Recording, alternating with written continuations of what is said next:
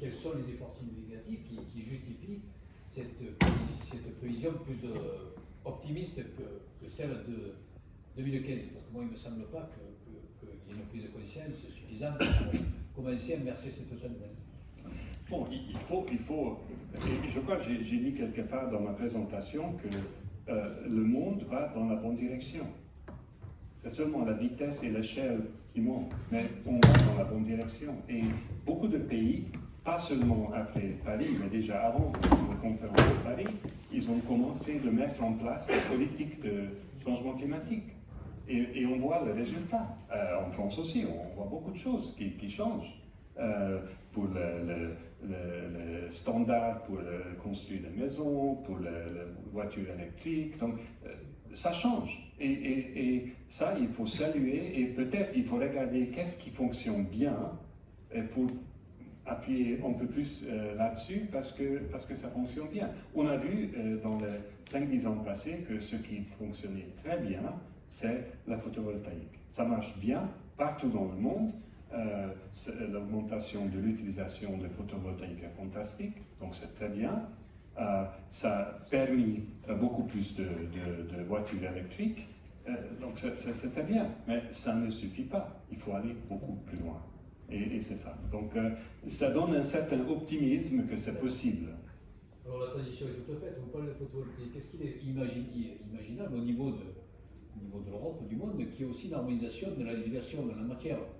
Parce qu'ici en France, pour faire du photovoltaïque, il faut s'armer de patience. Et puis je peux vous dire qu'il y a un grand nombre de projets qui abandonnent devant les contraintes administratives insoupçonnées et insoupçonnables qu'on nous oppose.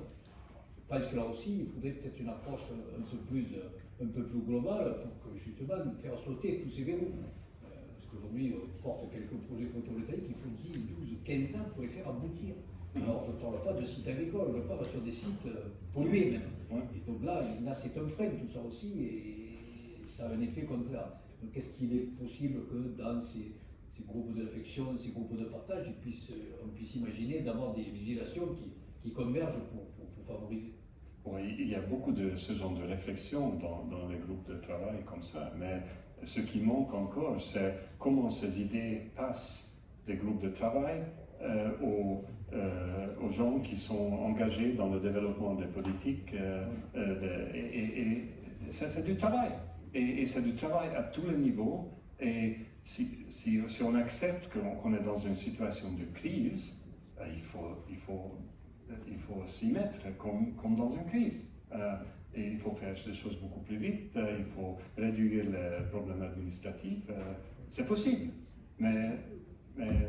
Et en plus, ce qui est plus difficile, c'est que forcément, la façon de résoudre ces problèmes, par exemple, dont vous avez parlé, d'administration dans le fond, c'est différent même dans différentes parties d'un pays. Parce que peut-être dans le sud c'est une chose, dans le nord c'est autre chose, en Suisse c'est encore autre chose. Donc il faut aussi plus de collaboration au niveau international pour échanger des idées. Qu'est-ce qui va si bien en Israël qui ne va pas ailleurs? Donc mais il y a des possibilités. Merci. Vous ne parlez pas beaucoup de financement. Vous ne parlez pas beaucoup de financement. Ok. Enfin, je veux dire d'argent, quoi. D'accord. Bon, c'est une bonne question, madame. Et ça va coûter. Il n'y a pas de question. Hein. Ça va coûter, mais ça ne va pas coûter autant qu'on pense. Hein. Par exemple, au niveau global, on dit qu'environ 2% de PNB par année, ça suffirait, parce qu'on n'est pas autant, mais ça suffirait pour maintenir environ 1,5 degré. Donc 2% de PNB, c'est beaucoup, mais ce n'est pas énorme. C'est pas énorme, c'est quelque chose qui est faisable. Si on est vraiment d'accord qu'on ne veut pas vivre dans un monde qui est 2-3 degrés de plus. Et en plus, on ne peut pas juste compter les choses comme ça. Parce que pourquoi on doit réduire les émissions? Parce qu'il y a des impacts dont j'ai parlé, et ces impacts coûtent beaucoup. Et beaucoup d'analyses disent que ces impacts vont coûter beaucoup plus que le 2% de PNB. Donc à la fin, c'est peut-être même un coût négatif Mais le problème reste, c'est que les gens qui doivent payer pour la solution, ce n'est pas les mêmes qui auront les impacts en général. Donc il faut plus de concertation au niveau de la société, au niveau national et aussi international, et surtout international, parce que le Nord-Sud, le problème du Nord-Sud, dans ce sens-là, au niveau du financement, c'est très, très important. Oui. Il y a quelque chose que j'ai du mal à comprendre. Nos dirigeants disent toujours qu'il faut du coup réduire les émissions de CO2, mais constamment, ils prennent des décisions qui éloignent les services des citoyens. Et donc, créent de fait, enfin en tout cas en France, après l'étranger je ne sais pas, mais en tout cas en France c'est ça. Et donc, de fait, créer des déplacements nécessaires pour ça. Est-ce que vous ne pensez pas qu'on ne pourrait pas agir là-dessus en évitant d'éloigner les services des populations et les obliger à se déplacer? Ça, c'est une question très, très importante. Et il y a beaucoup de gens qui sont obligés d'utiliser des énergies fossiles dans le contexte actuel. Parce qu'ils doivent conduire pour aller au travail, ils doivent vivre dans les vieilles maisons qui ne sont pas bien isolées. Tout ça, les individus ne peuvent pas changer. Et si on augmente simplement les impôts, ça va être un grand problème, justement pour les gens de bas revenus. Mais ça, on peut réduire ce problème. On peut avoir des taxes, des impôts négatifs pour les gens qui en ont besoin. Donc, pour les gens qui ont besoin de conduire, on peut peut-être enlever à cause de augmentation de prix de pétrole, mais on peut retourner quelque chose dans le système des impôts. Donc, il y a des possibilités, mais il faut le faire. Et il faut des gouvernements qui pensent à ça et qui disent que non, on ne peut pas juste faire payer les gens, les citoyens qui n'ont pas d'autres possibilités. Et ça, c'est tout à fait vrai au niveau national, mais c'est aussi vrai au niveau international. Au niveau international, on parle toujours de l'Inde. Oh, l'Inde ne fait pas suffisamment, c'est un grand pays, ils sont un grand émetteur, mais ils émettent très peu d'émissions, pas personne. Hein? En Europe, on émet presque 20 par personne. En Inde, c'est 2 ou 3. Donc, oui, c'est un grand pays, mais c'est plus qu'1 milliard. Donc, on ne peut pas imaginer que c'est l'Indien qui doit payer pour le changement climatique qui, historiquement, était le résultat de notre industrialisation dans le Nord. Donc, tout ça, des questions de justice vis-à-vis différents secteurs de société au niveau national et international sont très importants. Et là aussi, on peut résoudre ça. C'est pas impossible, mais il faut le faire. Il faut avoir des gouvernements qui ont ça dans la tête et dans la politique. Monsieur, je pense que vous avez entièrement raison. Je pense que tout est sur la solidarité et sur la vie qui doit nous réunir aujourd'hui de plus en plus. Évidemment, c'est très compliqué au niveau des grandes structures politiques, etc. Mais déjà, rien que dans une petite région, moi je sais qu'on a eu avec la communauté de communes, n'est-ce pas, Monsieur Martin, un projet de mettre des panneaux photovoltaïques sur la crèche de Barjac. Et c'était un superbe projet où tout le monde était partant. Il a fallu que le maire de Barjac ne soit pas partant. Et c'était tellement dommage. Et donc là, il faudrait qu'on aille beaucoup plus loin dans ce que j'appelais la solidarité et la vision du partage des choses. On n'est pas rien qu'à défendre parfois des idées idéologiques, mais je pense que aujourd'hui, comme vous dites, c'est tard, mais je me souviens qu'en 1974, M. René Dumont se présentait aux élections, et c'est dommage qu'il n'ait pas été président de la République, mais dans un discours à la télévision, il avait un verre d'eau, et il disait oui, je bois de cette eau qui, vous savez, va devenir un grand problème et va devenir très rare. Et on riait, tout le monde riait de ce Monsieur René Dumont, c'était en 1974. Alors vous parlez de nos enfants dans 20 ans, eh ben, sais que je me bats depuis 50 ans pour ce problème qui n'évolue pas. Enfin, si, je crois qu'il évolue. Et je pense que c'est bien. Il y a des choses qui se passent. Mais je crois qu'il faut aller plus loin. Ouais, je suis d'accord avec vous, mais si la solidarité est si importante et si centrale pour résoudre ces questions, il faut travailler là-dessus beaucoup plus. Parce que il y a des exemples de solidarité, mais il y a beaucoup d'autres.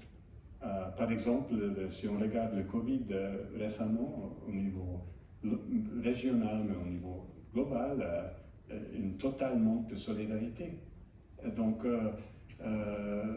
et si vous regardez les négociations au niveau international entre le Nord et le Sud, je ne vois pas énormément de solidarité. Donc il faut pousser ça et oui, c'est encore une chose à faire, mais je suis d'accord avec vous. Oui, monsieur. Oui, moi je disais, bon, c'est vrai que les émissions de CO2, c'est nous qui en sommes la cause. Nous, habitants de la Terre. Et ça, je me demande pourquoi on ne s'est pas posé la question, effectivement, de cette course à l'augmentation de la population. On est 7 milliards, ici, il y a une vingtaine d'années, on va vers les 10 milliards, et ça, ce sont des consommateurs. Et je n'ai pas trouvé quelque chose qui est rapport à ça. Vous voyez, on ne se pose pas cette question-là. Et pourtant, elle est importante, puisque j'ai 80 ans pour voir derrière, et c'est vrai qu'il y a eu les guerres qui ont fait que ça a poussé à la réindustrialisation et une forte consommation d'énergie, donc l'émission de CO2. Mais maintenant, qu'on me paraît très stable, pourquoi on n'arrêterait pas cette progression de population? C'est vrai que à la personne, les consommations ne sont pas les mêmes comme on l'a dit. Et que c'est nous, les pays européens, qui sont les plus gros besoins. Bon, effectivement, il y a beaucoup de gens qui pensent, qui réfléchissent sur ce sujet de la relation de la population et la consommation d'énergie et la pollution. Et c'est vrai, pas seulement pour le changement climatique, les émissions de dioxyde de carbone, mais c'est aussi pour les plastiques et beaucoup d'autres pollutions. Mais peut-être 3-4 idées là-dessus. D'abord, au niveau global, c'est vrai qu'avoir 7-8 milliards de personnes, c'est difficile pour la Terre.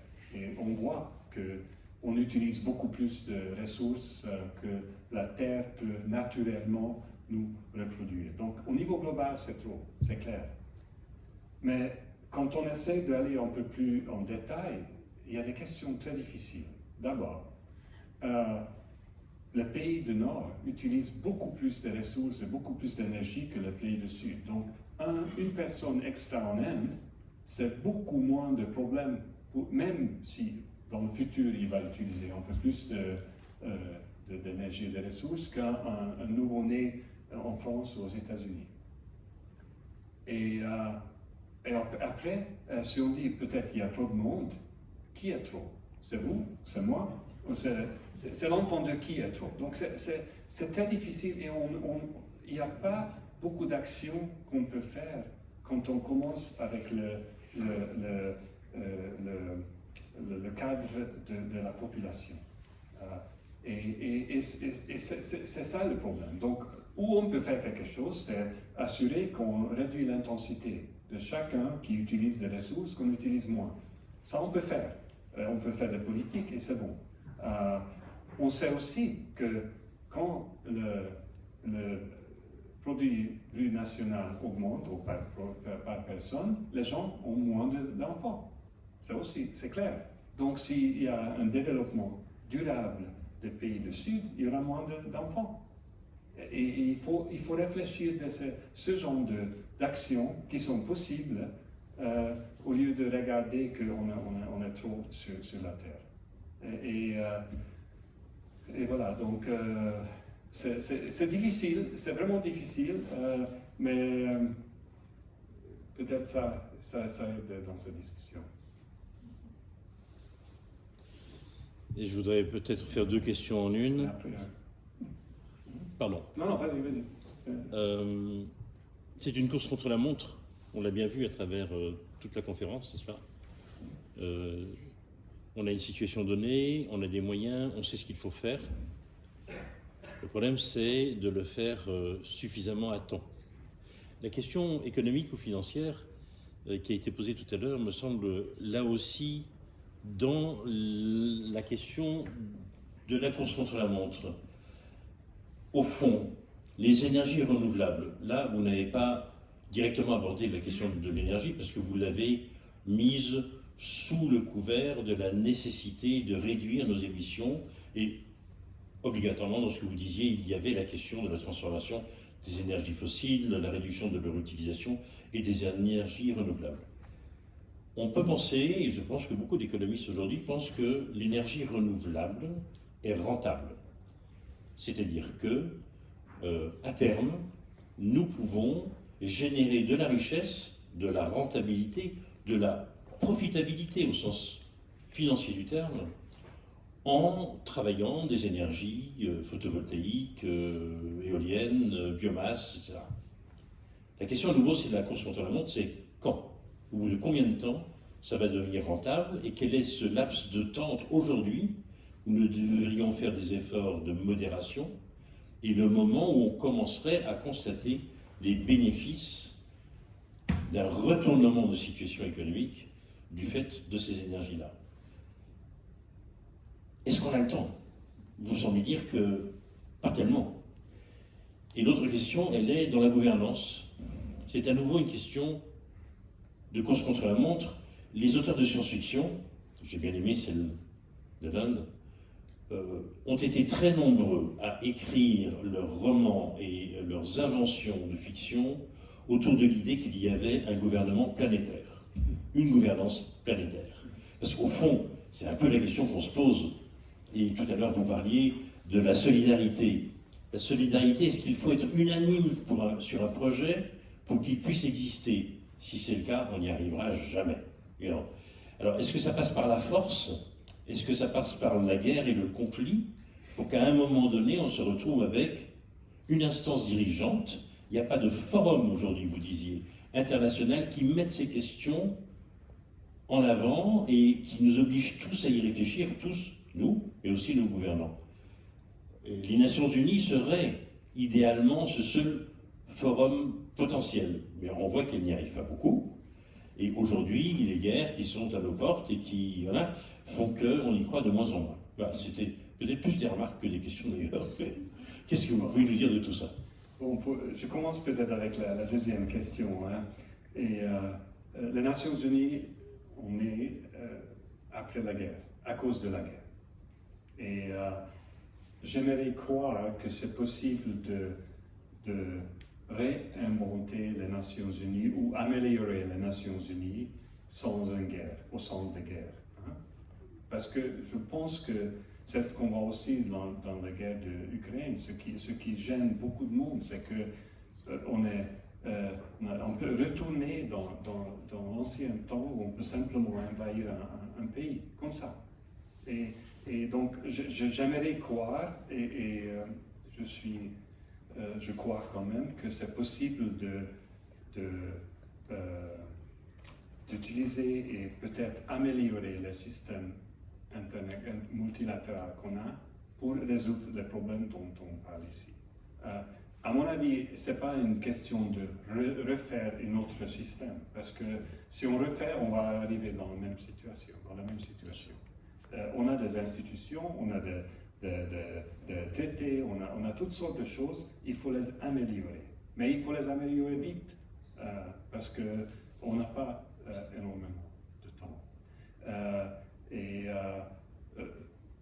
Et donc, c'est ça aussi mon travail actuel, et je travaille là-dessus tous les jours, d'utiliser mieux le système qu'on a, les institutions qu'on a. Et bon, si à la fin on arrive et on dit que non, ça ne suffit pas, il faut créer autre chose, là il faut créer autre chose. Mais à mon avis, il y a encore beaucoup qu'on peut faire. Pour la première question, et je reviens à la question de madame ici devant moi, parce que la question du coût et donc la vitesse de la transformation, c'est une question comment la société s'organise. Parce que le coût de quelqu'un, c'est le gain de quelqu'un d'autre. Il ne faut pas oublier dans une société. Hein. Si j'achète mon photovoltaïque, hein, il y a une compagnie qui va faire mieux à cause de mon achat. Donc dans la société, il y a des flux d'argent comme ça et c'est comme ça qu'on avance. Donc ce qu'il faut faire, c'est qu'il faut traiter des choses comme plus importantes, plus urgentes, plus prioritaires dans le système actuel de ce qu'on a dans nos pays. Et là, l'argent va venir, et aussi la vitesse va venir. Mais on n'est pas là. Ces mêmes gouvernements qui disent qu'ils sont magnifiques, on va à Paris pour le COP21, on signe ici et là, ces mêmes gouvernements continuent à subventionner l'industrie fossile. C'est incroyable, mais c'est vrai. Donc, on n'est pas encore, il n'y a pas encore la piste de connaissance vraie de cette réalité. Et quand ça arrivera, et pour ça il faut pousser, il faut faire beaucoup de choses, mais quand ça arrivera, ça va venir.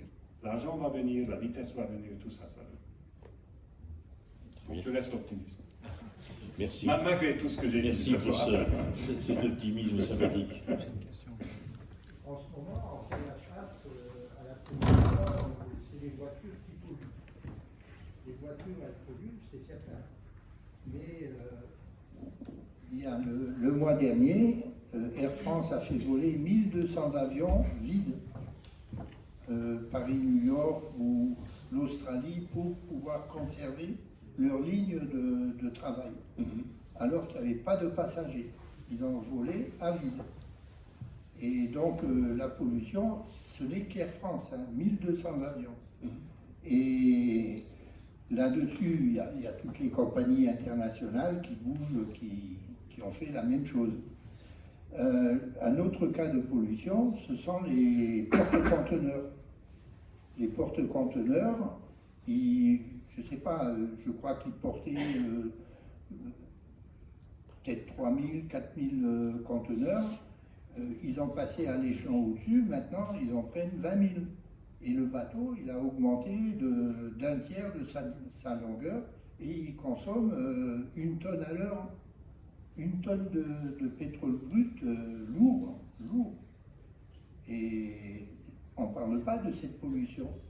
On dit que la voiture, elle pollue, alors que les 100 premiers bateaux porte-conteneurs, ils polluent autant que toutes les voitures de la Terre entière. Comment on peut expliquer ça? Bon, c'est la C'est folie. la petite voiture qui consomme 6 litres au 100 qui pollue le plus. Bon, les petites voitures ensemble dans le monde utilisent beaucoup plus d'énergie fossile et des émissions que les bateaux. Ça, il faut être très clair là-dessus. Mais c'est quand même important, le secteur aérien, le secteur des bateaux, c'est très important. Et le problème, c'est qu'il n'y a pas des accords internationaux qui règlent ça. Donc c'est une question de gouvernance. Et il y a des manques de gouvernance énormes dans notre système. Et c'est aussi pourquoi? Parce que vous et moi, nous aimons bien avoir des produits bon marché de la Chine, donc on veut garder le prix de transport très bas, parce que ça nous convient. Et ça, c'est la réalité. On ne veut pas, je parle de la société en général, nous ne voulons pas augmenter les prix de transport parce que ça nous convient. Et il faut réfléchir ce qu'on fait. Ça y a longtemps de ça, mais Christine, ma femme, se souvient, on a vu dans le magasin local à Genève des oignons de Tasmanie, d'Australie. Et pourquoi? Parce qu'il fallait remplir les conteneurs dont vous parlez, parce qu'autrement, c'est complètement vide. Donc c'est mieux de remplir avec des oignons, mais c'est quand même ridicule d'importer des oignons de Tasmanie. Bon, ça n'arrive plus, mais quand même. Donc il faut réfléchir, c'est pour ça que j'ai mentionné brièvement, mais j'ai mentionné qu'il faut réfléchir sur l'offre de l'énergie, sur l'offre de toutes ces questions, mais il faut aussi réfléchir sur la demande. Et ça, c'est nous. Ça, c'est nous, la société. Et il n'y a pas de solution miracle. Il faut pousser, hein, mais il faut... si le prix de transport augmente, là, j'assure que les conteneurs seront pleins. Et il n'y aura pas de vol. Et peut-être il faut réfléchir sur la gouvernance de comment on organise les places de la ligne de vol dans l'Atlantique du Nord pour arrêter ce genre de folie. Donc tout ça, c'est des questions de gouvernance. Gouvernance qui réfléchit à cause du changement climatique. Avant, quand il n'y avait pas de changement climatique, ce n'était pas un problème. Ok, on envoie encore un bateau vide, ce n'est pas un problème. Mais aujourd'hui, c'est un Ouais, problème. mais dans le contexte actuel, l'année dernière, pendant le Covid, les avions pour pouvoir, enfin les compagnies aériennes pour pouvoir conserver les lignes de vol, ils étaient obligés de voler à vide. C'est une Non, aberration. je suis d'accord. Mais il faut. Là aussi, c'est une question qu'on. C'est pas une question qu'on ne peut pas imaginer une solution. Bien sûr, on peut imaginer une solution. Hein? Mais il faut quelqu'un, il faut une organisation qui dise voilà, on fait ça. Mais il faut aussi dire que l'organisation qui règle tous ces transports internationaux, ils ne sont pas tellement intéressés dans le changement climatique. Ils sont plutôt intéressés dans les vols. Voilà. Pardon, il y a un truc que je n'ai pas compris. Pourquoi les scientifiques Et il y a le micro qui arrive. Aujourd'hui, en transport, moi je suis agriculteur, on a des camions et des tracteurs, machines à ménager. On consomme 1 litre à la tonne. Un camion sur le débris il roule à 120-130 km/h sans problème aujourd'hui. Une machine à vendanger, vous faites 10 litres à l'heure. Si on prend le même ratio sur nos voitures, on est entre 3 et 4 fois plus en consommation pour transporter cette tonne-là. Comment se fait-il qu'aucun scientifique ait dit stop, on arrête le 0 à 100 en 2 secondes, en 3 secondes ou en 4 secondes, parce que c'est les tours qui coûtent. Et on revient en arrière, et aujourd'hui on aurait tous des véhicules qui consomment 1 litre ou 100. Puisqu'une voiture fait entre 1 tonne et 2 tonnes aujourd'hui.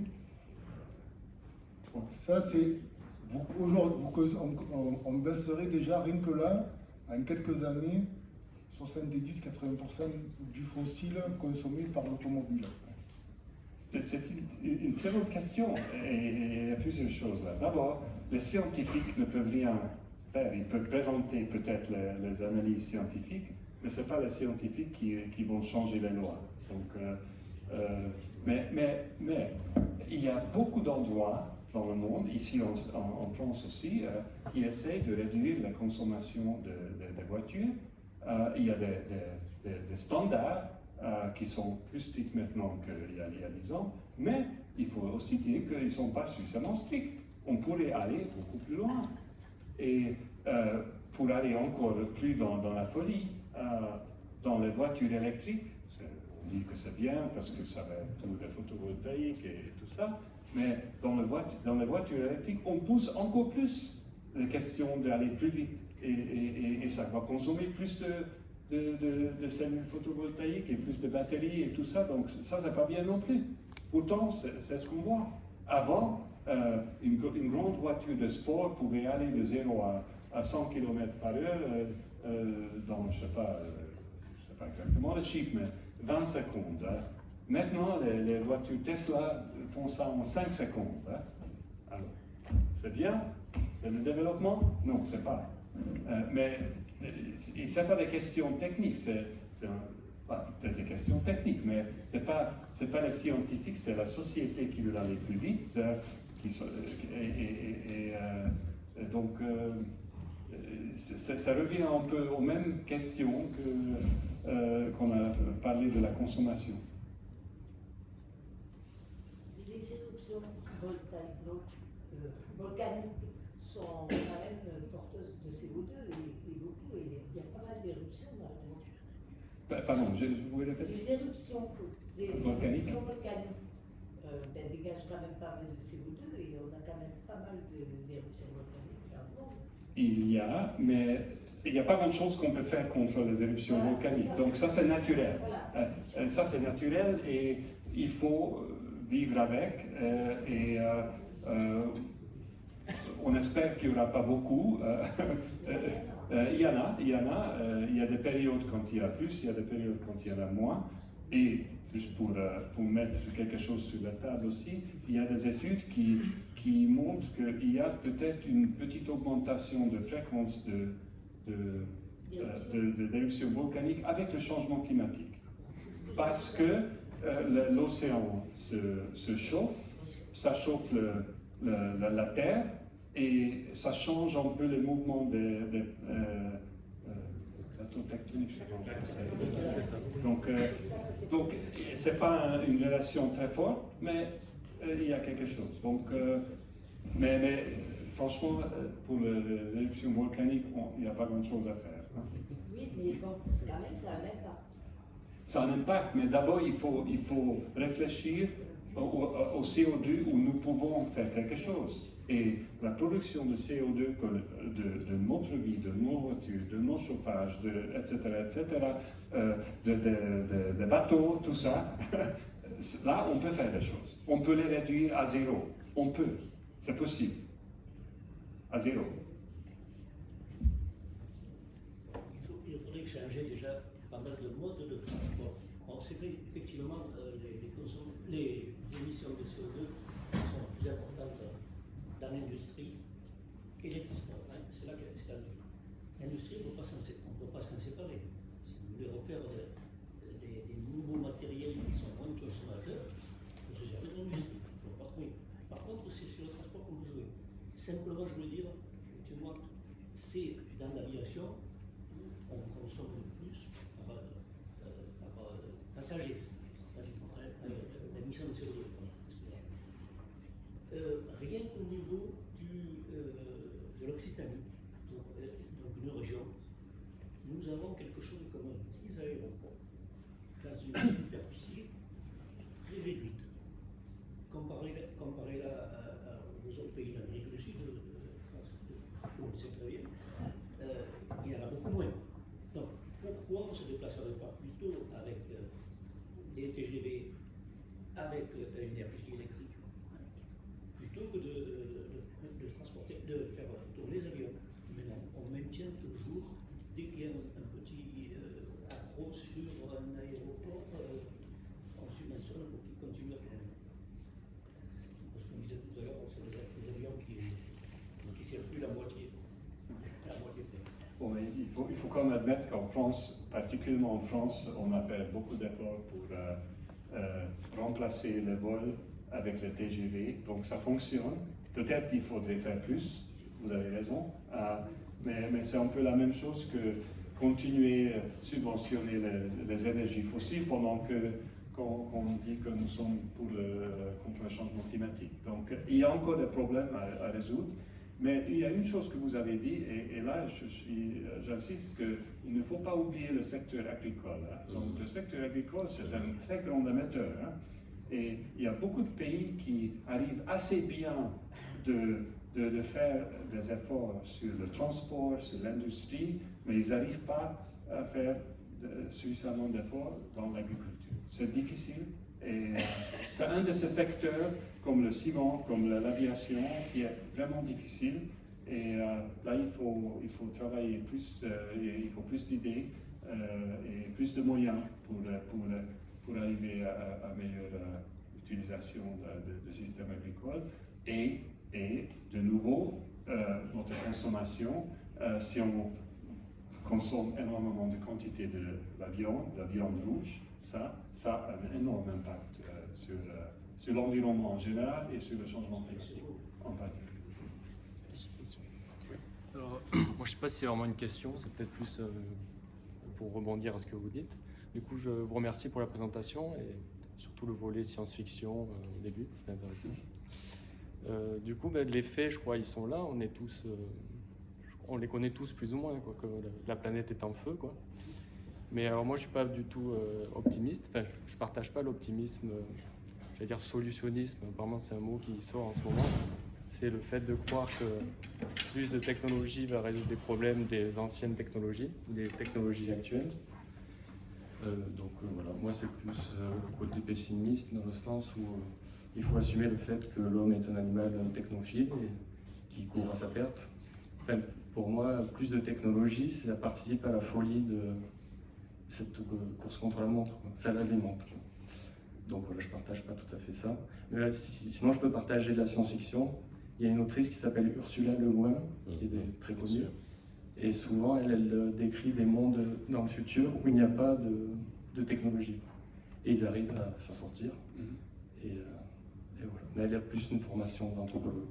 Donc voilà, moi, c'était juste pour partager mon point de vue sur cette course contre la montre de la technologie de pointe. Donc je suis dans l'agriculture aussi.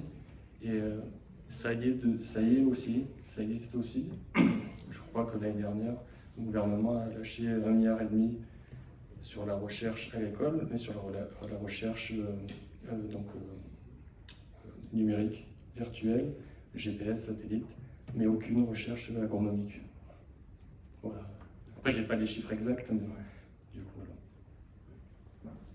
Ouais, c'est difficile et je vous comprends tout à fait. Mais il faut peut-être. C'est pas une question d'être optimiste ou pessimiste, peut-être.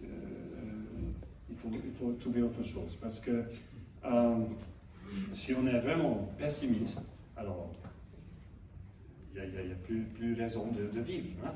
Vous faites quelque chose dans votre vie et vous pensez qu'au moins une direction de science-fiction, la méthode sans technologie, ça pourrait être bien. Donc vous êtes optimiste peut-être pour certaines choses. Hein.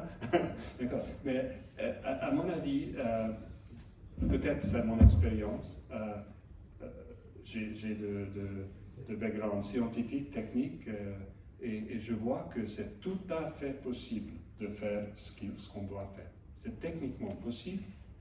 C'est un peu plus difficile au niveau politique et social, mais c'est possible. Et si c'est possible, ça me donne l'optimisme que oui, on va le faire, parce qu'on doit le faire. Et ça me donne de l'énergie, et ça m'aide aussi quand je vois ma petite fille et mon petit-fils qui ont 3 à 6 ans, et voilà. Donc, eux, ils vont vivre dans le reste de ce siècle, et il faut que je présente quelque chose qui est possible. Dans le fond, cette possibilité d'action me donne l'optimisme pour continuer de travailler. Et voilà. Voilà, je suis désolé de devoir arrêter.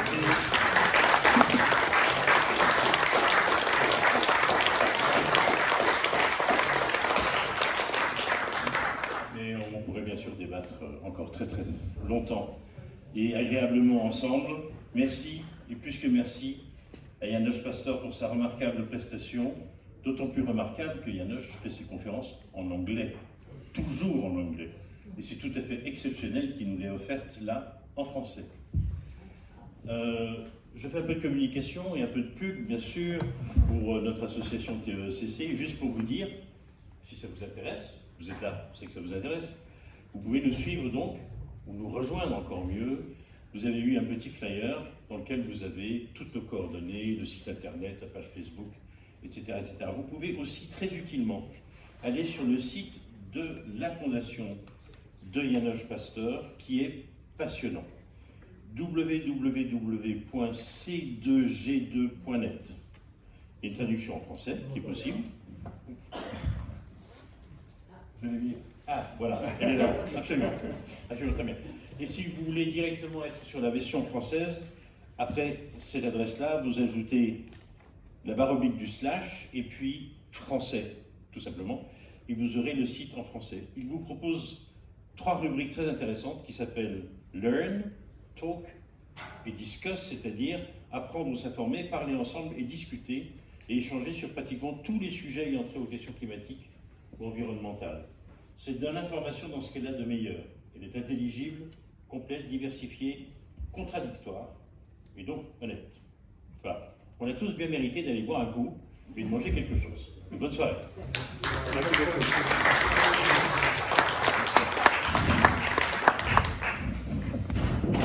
Tenez, je vous donne le feuille. Je suis arrivé en retard, désolé. Je suis passé devant la télé.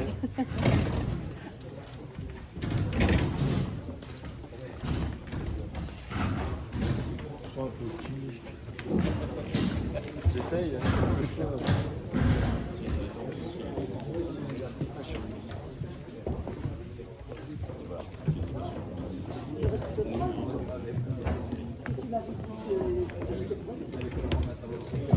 Michel.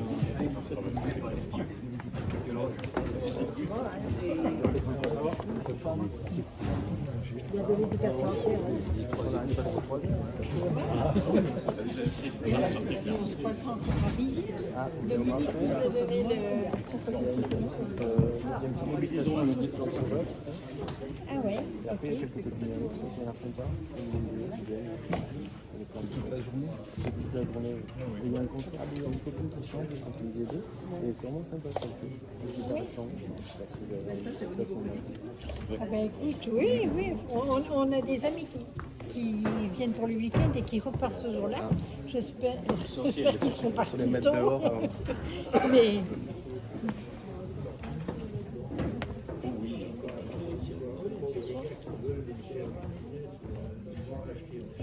Oui, mais voilà, c'est ça qui est intéressant, c'est qu'en disant les choses franchement.